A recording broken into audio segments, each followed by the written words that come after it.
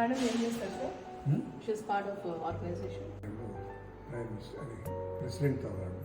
మా అమ్మ నాన్న వాళ్ళ 50th మ్యారేజ్ యానివర్సరీ టైంలో ఇందిరాగాంధీ విజిట్ చేసాం.